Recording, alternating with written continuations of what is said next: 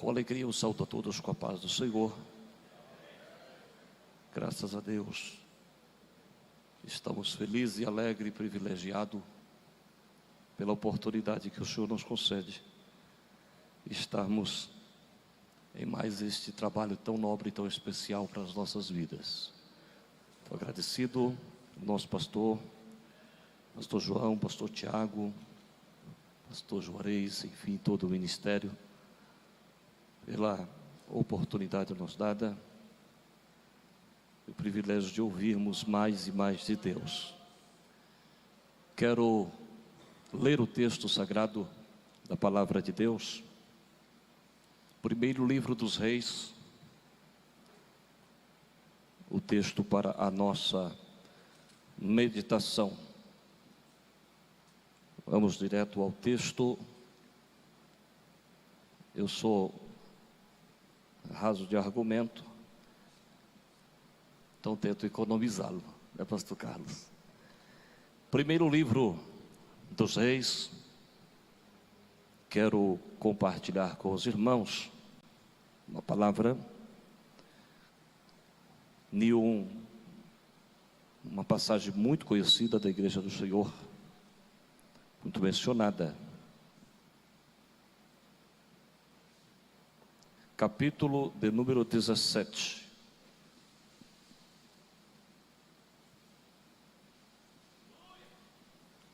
Versículo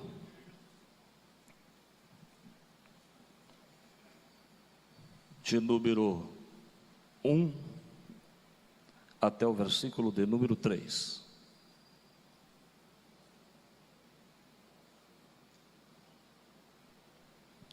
Diz assim: então Elias, o tesbita, dos moradores de Gileade, disse a Acabe: vive o Senhor, Deus de Israel, perante cuja face estou, que nestes anos nem orvalho, nem chuva haverá, senão segundo a minha palavra.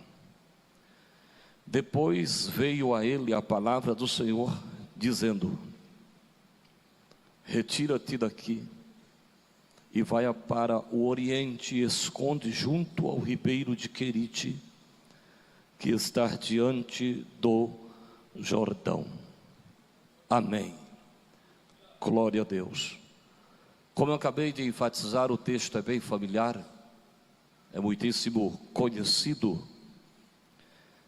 E como nós estamos em um trabalho de aprendizado, melhoramentos espirituais, as nossas vidas, a edificação para a nossa vida espiritual, ministerial, esse é o propósito de nós estarmos aqui nesses dias.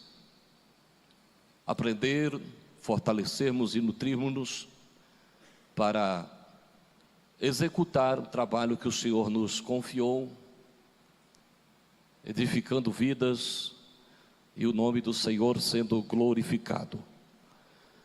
O texto sagrado fala de um personagem, o grande profeta Elias. Uma biografia muito pequena, haja visto que a Bíblia só fala de Elias, o tesbita de Gileade. E Elias aparece num cenário muito complicado de Israel, de grande apostasia, de desvio da fé. O tempo do rei Acabe e a igreja do Senhor, os irmãos sabem o que Israel estava passando, enfrentando, apostatando-se daquilo que foram ensinados e do propósito que Deus tinha para com aquele povo. Eu sempre ouso dizer que a gente depara na Bíblia, não só nesse caso, mas em muitos outros. E parece-me que nos piores momentos da igreja é que surgem os maiores homens de Deus. As piores circunstâncias é que aparecem os verdadeiros servos e servas do Senhor. Porque no momento de caos, Deus vai investir bastante naqueles que permanecerem, que sustentarem, que não parar, mas que permanecer. E Elias se posicionou nesse sentido. Ele permaneceu, ao ponto de sentir tanto a dor de toda aquela nação, que ele profetiza ousadamente, tão confiante que ele diz: segundo a minha palavra, não vai chover durante o tempo determinado. Na verdade era um confronto com Acabe, Jezabel, os profetas que se venderam, que profetizavam em nome desses ídolos. E Elias toma essa atitude ousada de profetizar seca. Então Israel está com um problema espiritual e agora passa a ter um problema financeiro, problemas pessoais de seca, de crise. E o Senhor Deus, sabendo da repercussão dessa profecia, o Senhor Deus fala com Elias, para que ele fosse para um certo local, para esconder. Meditando mais uma vez especialmente os 3 primeiros capítulos aqui, o 17, 18 e 19, eu quero tematizá-lo sobre algumas paradas que Elias teve na vida do seu ministério, e que achei importante compartilhar com os irmãos, e que são paradas que fazem parte da nossa vida espiritual e ministerial, são fundamentais. E fui despertado para esse tema, para essa linha de raciocínio, desde o momento que eu encontrei o Senhor mandando Elias levantar e ir para alguns lugares. E quando Deus manda para algum lugar, é porque, como toda a Bíblia, Deus tem um propósito nisto, não é aleatoriamente, de forma alguma. Logo eu entendi que esses locais que Elias passou e que Elias teve, fizeram parte do seu ministério e são fundamentais, que cada um de nós também temos uma trilha, um caminho a trilhar, e às vezes deparamos com situações constrangedoras para nós, mas quando Deus manda, o Senhor se responsabiliza, e isso tem que fazer parte da nossa chamada, da nossa vida. Observa só que a primeira parada de Elias foi essa, o versículo 3, e é bom prestar atenção bem nos detalhes, porque apesar de ser muito conhecido o texto, mas cada dia a palavra de Deus ela traz lições novas para os nossos corações. Então veio a palavra do Senhor dizendo, versículo 2, o 3 diz: retira-te daqui e vai para o oriente e esconde ao ribeiro de Querite, que está diante do Jordão, ou além do Jordão. Então a primeira parada é Querite. Todos nós somos muito conhecedores disso, ouvimos muito falar sobre Querite. O seu significado é cortar no tamanho certo, ou colocar na medida. Então Elias precisava passar por Querite. Logo, Querite é o endereço que Deus deu.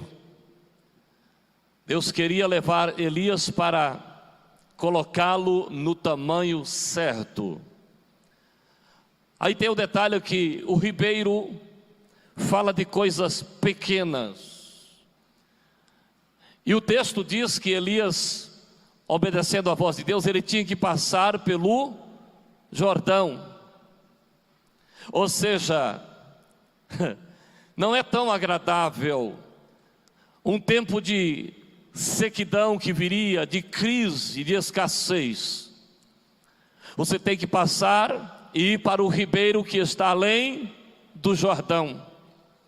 É óbvio que a minha escolha seria o Jordão, que está lá até hoje, a gente do mundo inteiro que vai para o Jordão, o rio famoso, um rio grande, que até hoje existe.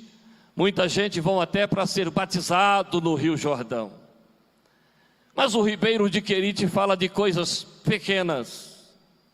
E por que não dizer, até mesmo passageira, porque chegou um certo tempo que o ribeiro se secou. Foi só por um momento. Coisas pequenas. A vida de Elias começa em Querite, ou seja, com coisas pequenas. Era o trabalhar de Deus, eu digo, na vida de Elias.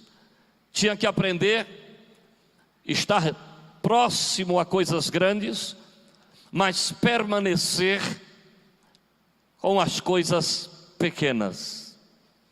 Está bem próximo a coisas grandes, mas entender que o Jordão ainda não era o seu lugar.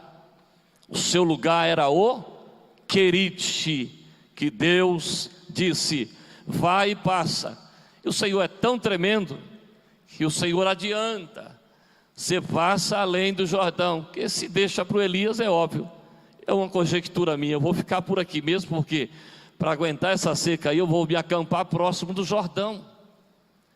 Mas o Senhor disse, você passa do Jordão e vai além do Jordão, e vai para o Querite, que fala de coisas pequenas. Precisamos aprender a valorizar coisas pequenas. E o que faz diferença aqui não é a diferença do tamanho do Jordão para o ribeiro Querite. O segredo aqui é que Deus mandou ele ir para o Querite.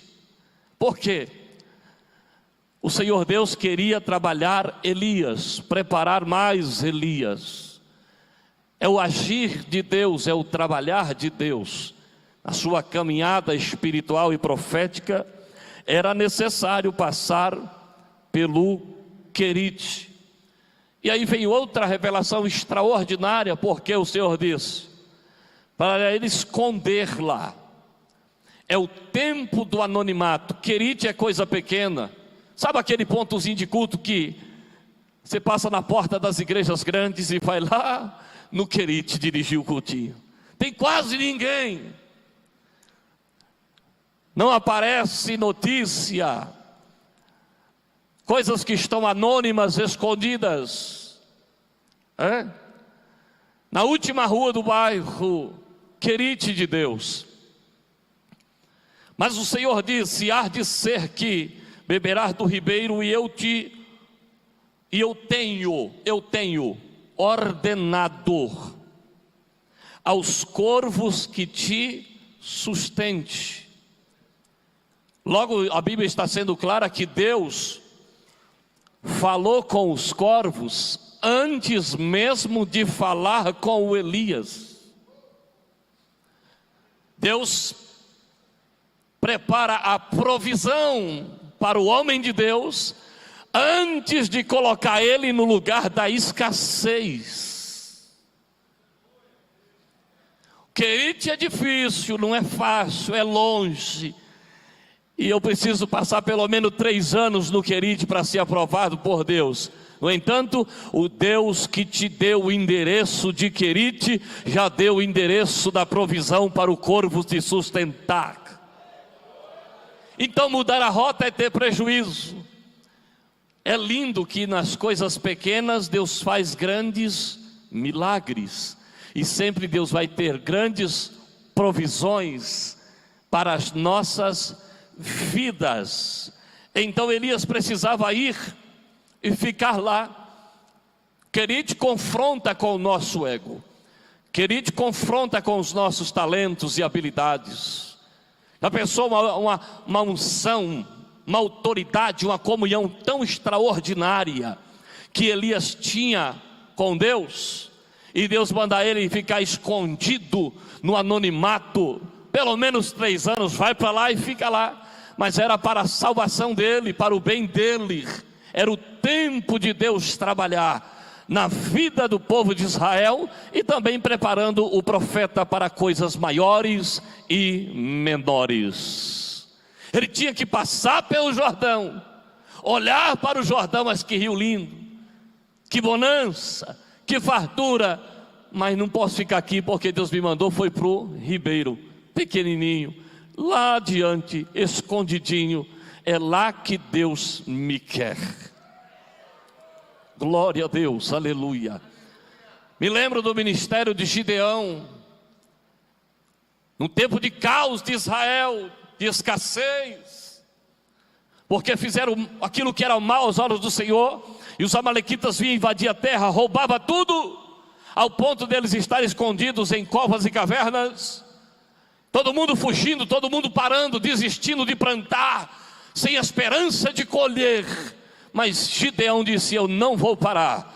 Os inimigos estão atacando as eiras, eu vou para o lagar, coisa pequena, apertado, difícil de trabalhar, muito sacrificante, mas eu vou continuar malhando trigo, escondendo trigo para mim sobreviver. E de repente, em mais um dia de trabalho difícil no lagar, porque o lagar para a eira também é muito diferente.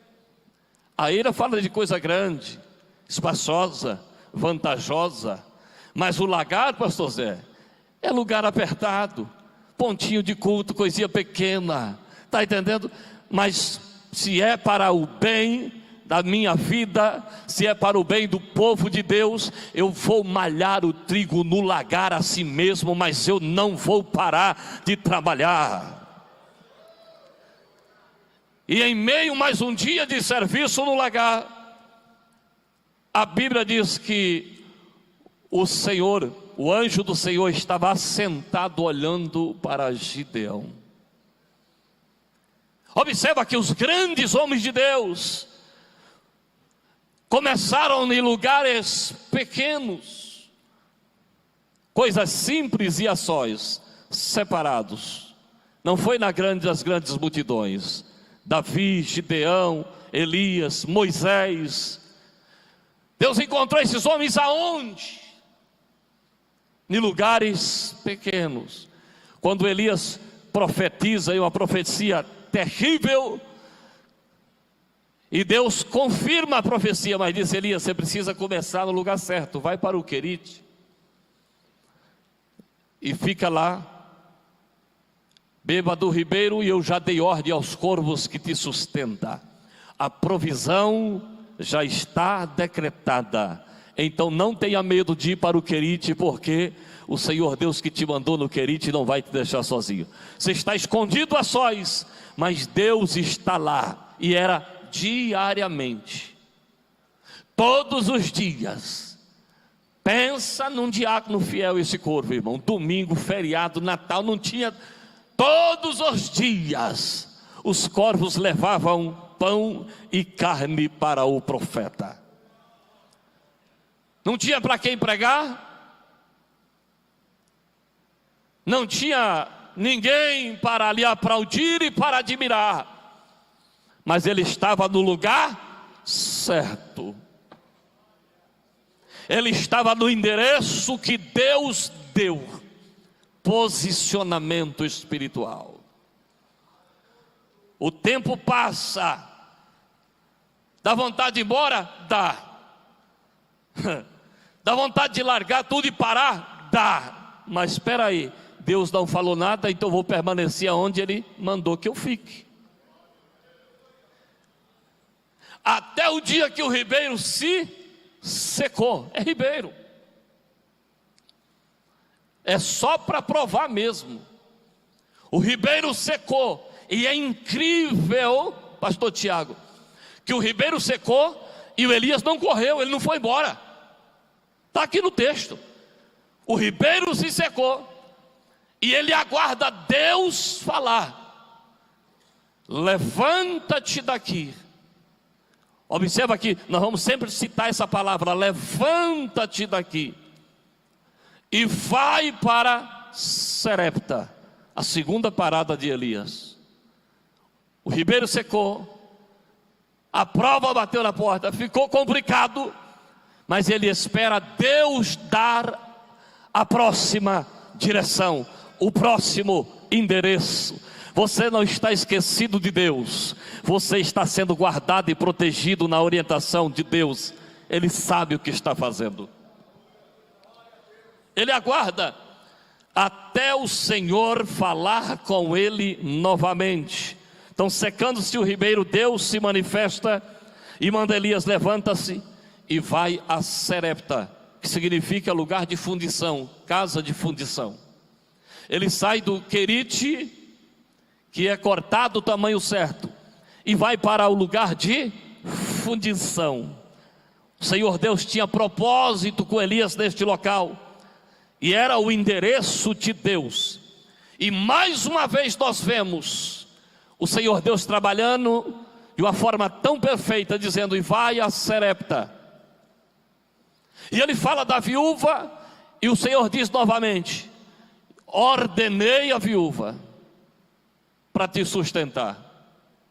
Irmão, antes dele chegar, o Senhor já tinha dado a ordem à viúva. Porém, era uma viúva que estava passando crises, momentos difíceis. Então agora o profeta tem que aprender a viver na dependência total de Deus. O profeta agora tem que aprender a valorizar e continuar valorizando coisas pequenas, porque era a única coisa que tinha, era aquilo. Era o único meio para manter na direção, que esse aqui é o ponto central da mensagem: permanecer na direção de Deus. Deus não poderia usar o empresário? Sim. Mas agora Deus coloca o homem de Deus para sujeitar-se e viver na dependência de uma mulher viúva. E agora ele tem que usar unicamente a fé, viver pela fé, profetizar milagre, ao mesmo tempo que ele mesmo está precisando de um copo de água. Você pensa que isso é fácil? Aparentemente a viúva estava um pouquinho melhor que o Elias, pouquinha coisa, porque ela tinha um pouquinho de azeite e um pouquinho de farinha. O Elias chega, nem água tem. Me dê um copo com água. Mas é ele que Deus vai usar para mudar a casa, a circunstância daquela viúva. O seu filho, era ele. O que faltava é que a viúva, ela tem um pouquinho de azeite, um pouquinho de farinha, mas ela não tinha mais esperança e nem fé. Tanto é que o versículo 12 ela diz assim: vamos fazer um bolo, comer e morrer. Ou seja, a sua fé tinha se esvaído. Deus, sabendo disso, providencia o profeta, e ele chega no momento em que a mulher está catando gravetos para cozinhar e fazer o último bolo, e na sua mente ela estava pensando: vou comer e pronto, não tem mais jeito, não tem mais para comprar, não tem dinheiro, a crise está instalada na nação, eu e meu filho vamos comer e vamos morrer. É nesta hora é que chega o profeta Elias. Como é bom o homem andar na orientação do Espírito, porque ele sempre vai chegar na hora certa. Ela não tinha mais esperança, ela estava perdendo a fé. Mas aí chega o Elias, que não tem nem farinha, nem azeite, nem água, mas ele tem fé, ele tem convicção. Eu não tenho dinheiro, eu não tenho recurso, mas a obra de Deus é feita através de homens de fé, de coragem e determinados. E quando ele pede a água, que traz-lhe a água, aí ele diz: me dê um pedaço de pão, de bolo, para me comer. Aí a viúva: meu profeta, o senhor me perdoe, mas o bolo que tem aqui, ó, a farinha que tem, só tem esse pouquinho de farinha, um pouquinho de azeite. É para mim comer mais meu filho e esperar a morte chegar. Não tem outra alternativa. Então o Elias faz um negócio tremendo.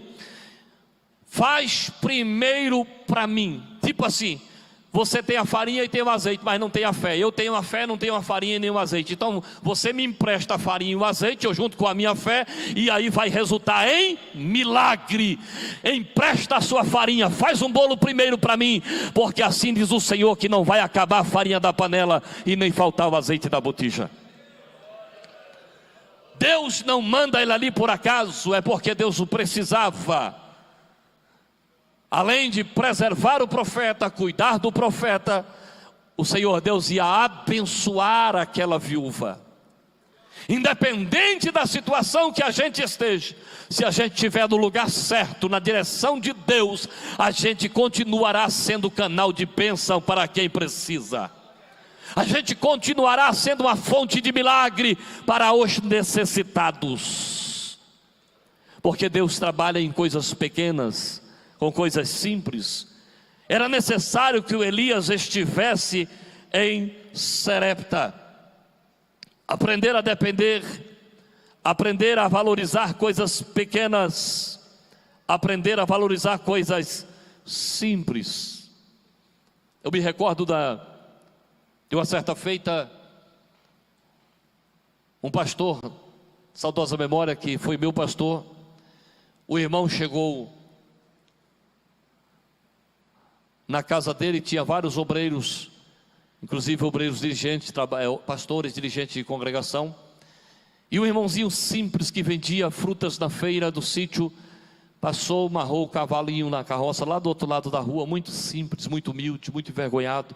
Ele era acostumado sempre a trazer alguma coisa para os pastores, e ele viu o dirigente dele, que ele congregava na congregação, o evangelista estava lá, e ele parou e levou uma sacola de jiló e uma sacolinha de quiabo, e chegou perto do irmão, perguntou assim para ele, para o dirigente dele, que se ele gostava daquilo, porque sobrou, e ele, se ele gostasse, que ele o recebesse. E o dirigente falou que deu risada e sorriu, e até debochou, falou que não comia jiló, não gostava daquilo. E o irmãozinho ficou triste, o pastor presidente ficou olhando, estava um grupo de obreiro, e aí viu que o irmão ficou assim muito envergonhado, e quando o irmão foi saindo, ele falou assim: irmão, ele não come o jiló, mas se o senhor der para mim, eu como. O presidente falou: eu como o jiló, eu amo o jiló. Aí o irmão sorriu, o irmãozinho sorriu muito alegre, e voltou na carroça, foi lá pegar mais algumas coisas, e apareceu com um queijo bem grande. Aí o evangelista, depois que o irmão saiu, olhou assim: mas ele não me ofereceu o queijo. É melhor ter ficado quieto, né? Ele só ofereceu o jiló. E eu nunca me esqueço disso, porque isso foi uma lição, eu presenciei isso. E o presidente falou assim: se você valorizasse as coisas pequenas, você tinha ganhado as coisas grandes e boas, você tinha ganhado o queijo. Independente de você gostar ou não, comer ou não, aquilo que vier do servo, da serva de Deus, valorize e abençoe, porque a bênção de Deus é para ambos. Aprenda a valorizar. E Elias tinha que agora viver na dependência do pouquinho de farinha, um pouquinho de azeite, mas profetizar milagres e coisas grandes. Não é por acaso, querido pastor Tiago, que lá na frente, o dia que Elias orou para chover, ele mandou o moço dele olhar, e pela 7ª vez o moço já cansado corre, vai e vem, não vê nada. Pela 7ª vez ele diz: vejo uma mão. Você viu uma mão? Vi. Que tamanho a mão? Do tamanho da mão do homem. Irmão, é uma nuvem que ele viu, no desenho de uma mão, do tamanho da mão de um homem. Espera aí, Elias não está orando pedindo chuva para uma quadra, para um terreno, não. Ele está pedindo chuva para uma nação.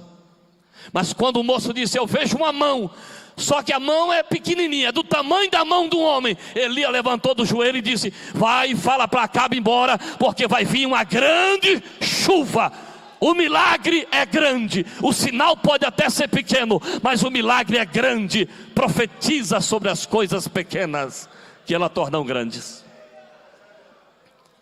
Ele viu uma mão, uma nuvenzinha pequenininha, mas ele disse: vai vir uma grande chuva. E assim aconteceu.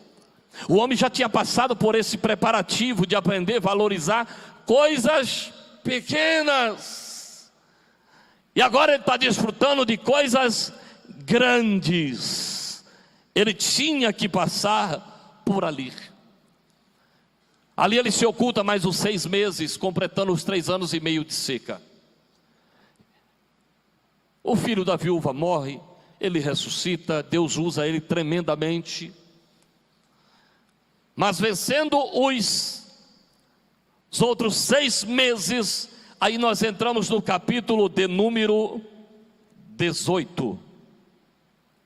Mais uma vez, o Senhor Deus está dizendo: sucedeu que depois de muitos dias, a palavra do Senhor veio a Elias no 3º ano, dizendo: vai e apresenta-te a Acabe, porque darei chuva sobre a terra. Olha, para Querite, Deus mandou. Para Sarepta, Deus mandou. Para apresentar a Acabe no Monte Carmelo, é o endereço de Deus. Deus mandou. Vai, apresenta-te a Acabe.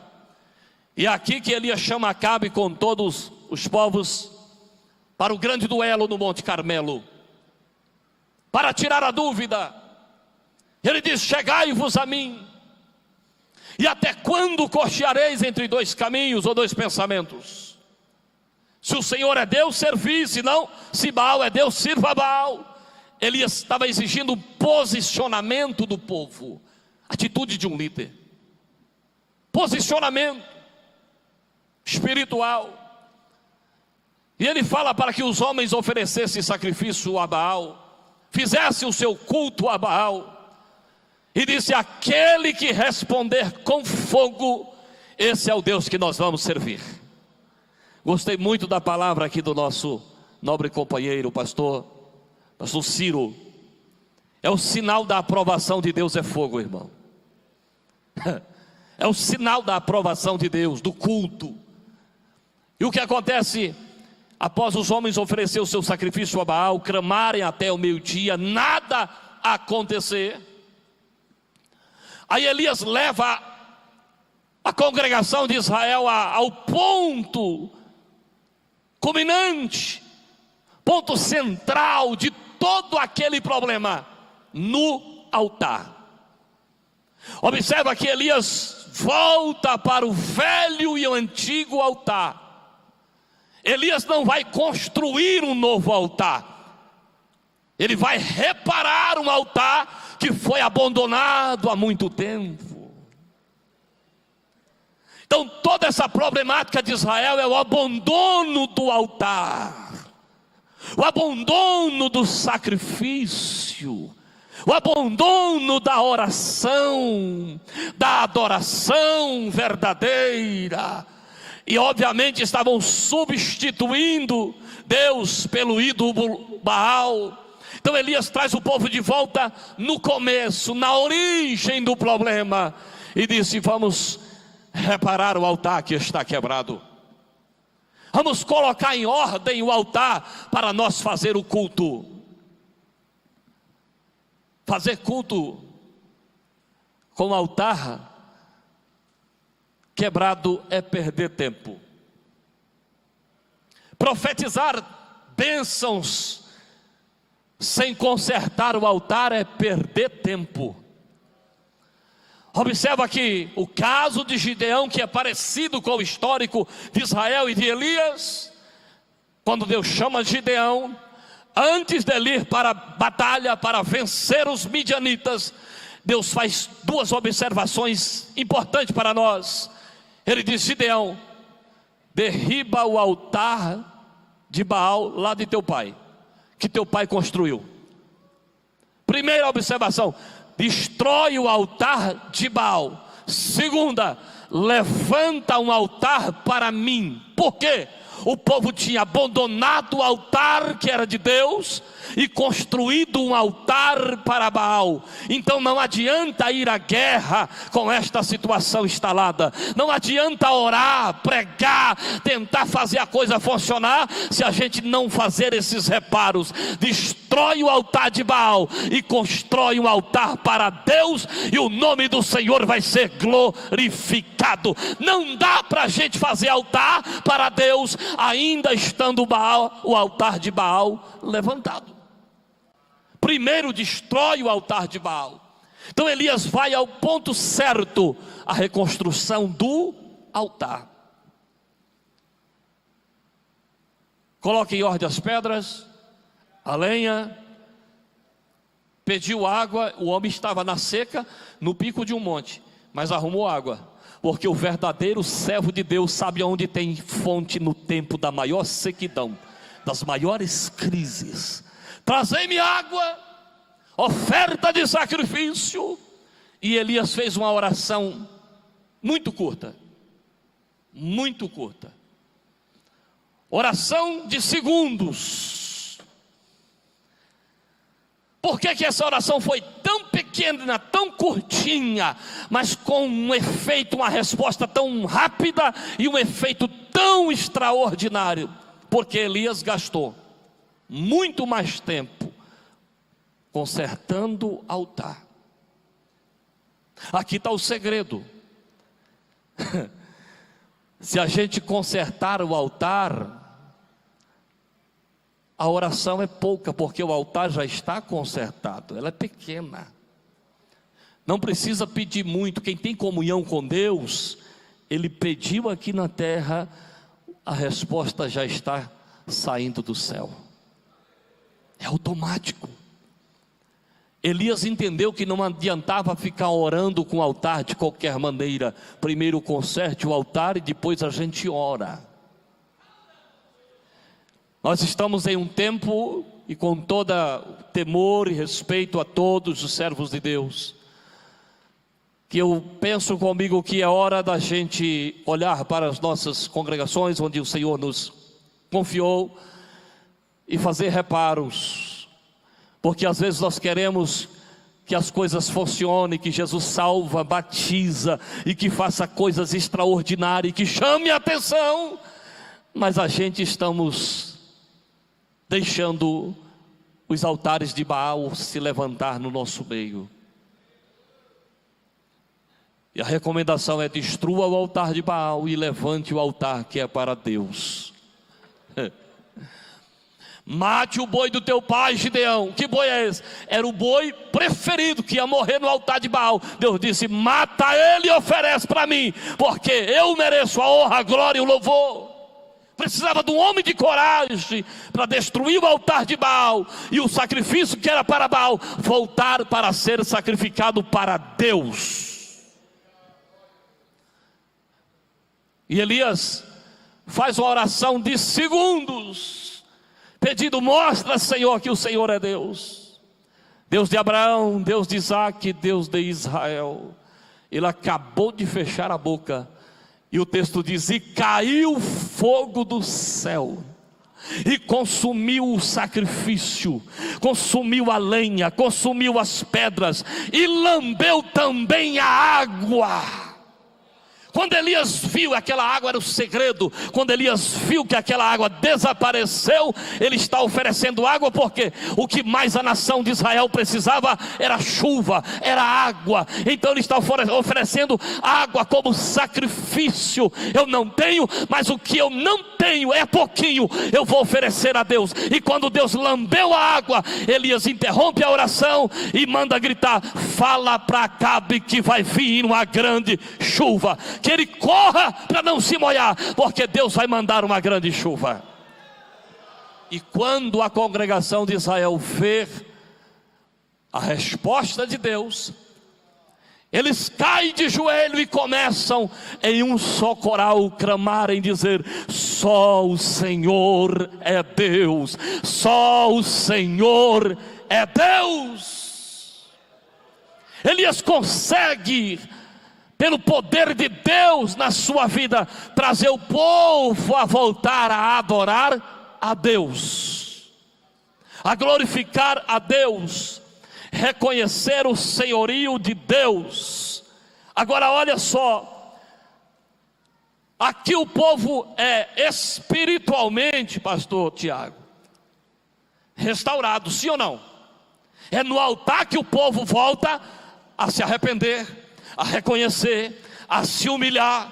É através do homem que coloca o altar em ordem e depois ora.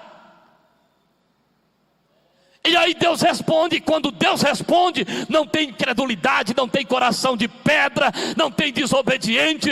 Ele se converte, ele se rende, ele chora, ele se arrepende, porque é Deus que está fazendo. Então Elias consegue isto, trazer o povo ao altar e voltar a glorificar a Deus. Só que aqui o Elias mexeu no ninho de Satanás. Foi. Ele mata os profetas de Baal, ele faz uma purificação para depois ir pedir chuva. A solução de Israel era chuva, água. O povo precisava de chuva para plantar e colher, para a nação voltar a viver bem. Mas Elias não pede primeiro a bênção para a terra. Elias não pede primeiro a chuva. Elias primeiro conserta o altar e faz com que o povo se arrependa, se converta, se humilhe. Aí ele diz: agora a gente pode orar e pedir a bênção da chuva. É o caminho. Só que a notícia chegou. A tal Jezabel. Chegou na tal Jezabel. Que Acabe era assim, irmão. Acabe mandava na nação, ele mandava no exército de Israel, os comandantes, mas quando ele chegava em casa, quem mandava era ela. Era ela. E quando ela soube, ela enviou-lhe uma mensagem satânica e diz, deu tempo, estabeleceu tempo para ele, no capítulo 19, que ela ia matá-lo. Olha só o que diz. Acabe fez saber a Jezabel tudo quanto Elias havia feito, e como totalmente mataram todos os profetas à espada. Então Jezabel mandou um mensageiro a Elias e dizer-lhe: assim me faça os deuses e outro tanto, se de certo amanhã a esta horas não puser a tua vida como a de um deles. Decretou o horário da morte do camarada. Porque quando o homem de Deus faz o serviço e Deus aprova, o inimigo se revolta. Como diz um amigo meu, o cão fica endemoniado. Ameaçou de morte, decretou o momento da sua morte. E aqui Elias toma uma atitude. A Bíblia diz, capítulo 19, versículo de número 3. O que vendo ele se levantou e para escapar com vida se foi, chegando a Berseba, que é de Judá, e deixou ali o seu moço. Presta atenção nisso. Pela primeira vez no texto, eu vejo a Bíblia dizendo que Elias se levantou, sem que Deus o mandasse ele se levantar. Para o Querite, Deus mandou: levanta-te e vai ao Querite. Serepta, Deus disse: levanta e vai a Serepta. Aqui para o Carmelo, Deus mandou: levanta e apresenta-te a Acabe e vai lá. Mas quando a coisa apertou para Elias, ele desesperou, e a Bíblia diz que ele levantou para escapar com vida. Ele não esperou Deus mandar. E aqui está o grande problema do profeta. Levantou para escapar com vida, mas é incrível que as consequências são imediatas. Quando ele levantou e ganhou um deserto de Berseba, entregou o seu moço, isso é, abri mão do meu ministério, estou deixando, eu não quero nem substituto mais, era o moço que andava com ele, ele entregou na casa da mãe, e a intenção dele já estava premeditada, pastor Zé. E a Bíblia diz que ele ganha o deserto por caminho de um dia, e encontrou uma sombra. O inimigo tem tudo preparado. Deus provê tudo para o seu bem, mas o inimigo também provê tudo para a sua desgraça. Deserto, caminho de um dia, uma sombra, aparentemente não tem lugar melhor. E sombra fala de comodismo, apostasia. E o profeta deita na sombra do zimbro. E no versículo 3 ele está levantando e fugindo para escapar com vida. Mas no versículo 4 ele pede a morte, não dá para entender. Por que que ele pede a morte? Tira minha vida, eu não sou melhor que os meus pais. Porque quando o homem sai da presença, da direção de Deus, fora da hora, ele levanta e anda em rumo oposto, as consequências são imediatas. Desespero, o medo, a insegurança. E essa é a quarta parada do profeta Elias. E a quarta parada foi ele que escolheu. Dorme cansado, pede a morte. E Deus responde? Ele responde. A misericórdia de Deus é grande. Deus não quer que a gente para. Deus não quer que a gente desista. E olha o que ele diz no versículo 4: já basta. Já basta, como dizendo, chega, Senhor, não aguento mais isso. Chega, basta, eu quero dar um basta, tira a minha vida. Aí a Bíblia diz que aparece um anjo. Quando eu li isso aqui uma certa feita, eu pensei, esse anjo deve ter vindo com uma espada bem grande. Mas o anjo aparece com pão e água. E disse, come e bebe. Ele comeu, bebeu, dormiu de novo. E o anjo pela segunda vez disse, come, levanta, porque longo é o teu caminho. E eu cuidei muito para me observar qual era a direção de Deus. Deus não fala, porque a caverna também não foi Deus que mandou. E a Bíblia diz que ele andou 40 dias. Deus sabia disso, por isso Deus disse. Ele andou 40 dias e 40 noites. E a sua quinta e última parada aqui, ele encontra com uma caverna. E ele está tão desistido em parar, tão convicto em parar, que ele entra na caverna e aí não tem vento, terremoto, fogo, nada tira. Mas a voz do Senhor aparece dizendo, o que fazes aí, Elias? É uma pergunta. E essa pergunta aqui, é óbvio que nós já entendemos. É porque daquela não era a direção de Deus. Deus está dizendo, o que fazes aí, Elias? E ele tenta se justificar, matar os teus profetas, eu sou zeloso, eu fiquei sozinho. E o que é que Deus disse? Volta pelo teu caminho, porque você precisa ungir rei para Israel. Você precisa ungir um rei para a Síria. E você precisa ungir um profeta para ficar no teu lugar, rapaz. Você tem que deixar um substituto. E Elias agora tem que voltar tudo de novo, tudo outra vez, para recomeçar aonde ele parou. Aonde ele parou. Olha como é que as coisas vão só melhorando. É que o Elias parece que não está vendo. Lá em Querite é um corvo que aparece para dar comida. Em Serepta é uma viúva. Lá no deserto já é um anjo. Lá no Horebe já não é nem um anjo, é o próprio Deus que vem. Que fazes aí, rapaz?